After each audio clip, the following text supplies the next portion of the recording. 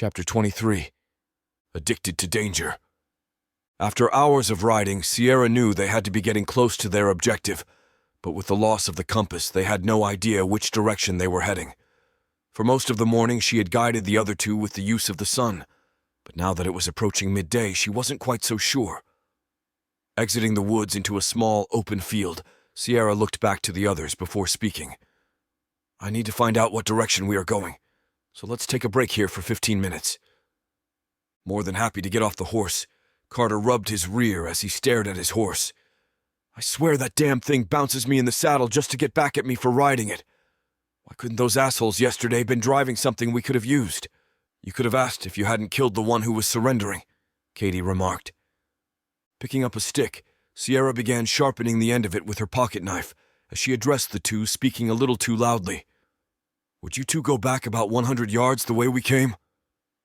"Sure, will that help you figure out what direction we are heading?" Katie asked, trying to understand her request. Pushing the sharpened end of the stick in the ground, Sierra worked on straightening it as she replied softly. "No, but when the Chinese hear you, they will want to kill you, and I can continue on to the camp." Katie and Carter both instantly understood just what they had done wrong. Several quiet minutes later, with their horses secured just inside the tree line, the two walked over and sat down near Sierra, their attention drawn to the bare spot on the ground next to her. Even though neither of them knew what the two sticks were for, they pretended they did. Quietly, they sat for a little over 10 minutes, watching Sierra sharpen a stick like it was a pencil. "Okay, what is this for?" Carter asked, unable to figure it out. Before speaking, Sierra placed another small pointed stick just at the tip of where the taller stick cast its shadow onto the ground. "I get that you are using the sun to tell direction, but not sure how," Carter pointed out. Using the long, thin pencil-like stick she had sharpened for the last 10 minutes, Sierra drew a line between the two smaller sticks. The first stick marked where the shadow had started, and the other where it had moved to after 15 minutes. Next, she drew a line running perpendicular across, and drew an N at the far end and an S at the side closest to her. Instantly, Carter realized what she had drawn, even before she had placed the E for east and W for west by the sticks where the shadow had traveled. Trying not to show just how impressed he was, Carter continued. "Okay, from where we started this morning, we needed to travel southeast, so let's get moving. We must be getting close." Not waiting for the other two, he rose and began walking to the horse he hated riding. But it was nothing compared to the aggravation he felt toward Sierra, knowing so much more than he did about surviving in this new world. All three rode along in silence, not wanting to make any more noise than the horses they rode. Crossing fields, the horses made little noise since they mostly consisted of grass, but it made them very visible to others. The forest provided the cover and safety lacking in the fields, but created a great deal of noise as the horses tromped through the leaves covering the forest floor. When in the fields, they wanted the forest, and when in the forest, they wanted to travel in the fields. Sierra thought about how the journey had been so much easier when they'd only had to deal with the United Nations picking people up in areas around the camps, and not a military invasion by another world superpower. Something the United States ceased to be after the EMP. While in deep thought, she heard Carter whisper loudly to ensure his voice didn't travel beyond the three of them. "There." Sierra looked in the direction he was pointing, thankful they were still in the forest. She just knew that they would spot it for the first time while in the middle of an open field. It had taken almost a week, but they were finally at the next camp, and as Sierra spotted sections of guard towers between the trees, the memory and rage of what had happened to Carlos came flooding back. While fighting the urge to ride in with bullets flying, she understood that Katie had to be going through the same feelings, having lost her father freeing the first camp. Adding to that issue was the adrenaline addiction she knew Katie had developed, and because of that, she kept a close eye on her movements. "What now?" Katie asked, strengthening Sierra's concern for her. "First, we need to see how many of the UN troops are holding the camp," Sierra said while slapping the leather reins against Big Boy's neck.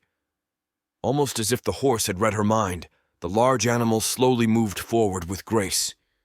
With Big Boy taking the lead, The other two followed at much the same speed as they made their way through the forest to where it opened up to a field. Sierra's thoughts went back to the morning Carlos stood alongside her, checking her gear before they moved across the field to attack the first camp. "Things get rough. Stand behind me. I have a larger chest plate," she could hear him say once again. With more of the camp coming into view, Sierra began to wonder, who the hell is mowing the field? Everywhere they had traveled, even front yards looked like wild fields, but here the 100 yards between the forest and the camp looked to have been mowed recently. It didn't take long for her curiosity about the field to leave, once her eyes focused on 3 futuristic, large black military vehicles parked out in front of the camp. Mixed in around them were other smaller vehicles not nearly as dangerous looking. Sierra pulled back on Big Boy's reins, bringing him to a stop behind a group of cedar trees near the edge of the forest. "Those aren't UN vehicles," Carter whispered. Slightly turning her head so that her voice would be directed his way, Sierra replied, "Really? I didn't get that by the red star on the door." Katie remained focused on the movement of the personnel as they came from the rear of the larger vehicles. Katie could feel her heart beating a little faster as adrenaline began pumping throughout her body. The small amount she felt from the thought of attacking the facility was nothing compared to the surge that came when she saw that not everyone coming from behind the black vehicles were Chinese soldiers. It was clear that at least 6 were prisoners, as they were struck and pushed along with their hands bound. "Move!" The Chinese soldiers ordered the 4 men and 2 women, striking out with the muzzles of their rifles. It was clear that, unlike the 3 of them, the Chinese were not concerned with others hearing them. "What do you think they're doing?" Katie asked Sierra, who she had noticed looked over her way more often. Sierra had no doubt what was getting ready to happen, and for once wasn't quite sure what to do about the situation, now that she had 2 others to be concerned for. The thought of leading them to their deaths was suddenly at the forefront of her thoughts, like it had never been before. All the times before, she felt that her decisions had only affected her, but now any she made would directly affect Katie and Carter, which was something she was not prepared to deal with while watching the prisoners being lined up side by side.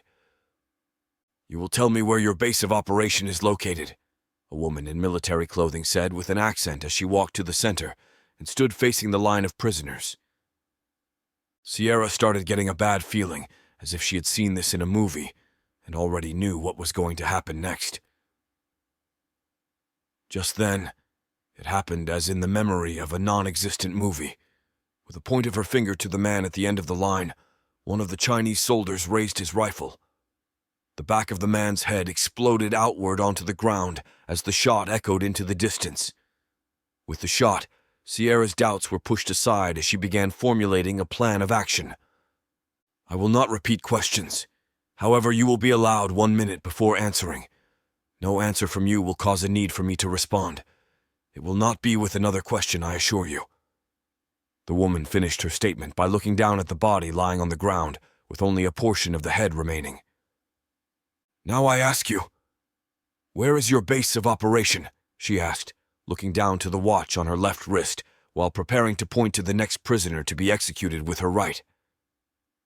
Unable to remain in the forest, Sierra drew her pistol and slapped her heels against Big Boy's sides. The entire time leading up to this moment, she had been concerned about Katie doing something impulsive, and now she found herself charging from the forest, quickly approaching the Chinese execution squad. To her left, she heard 2 powerful explosions.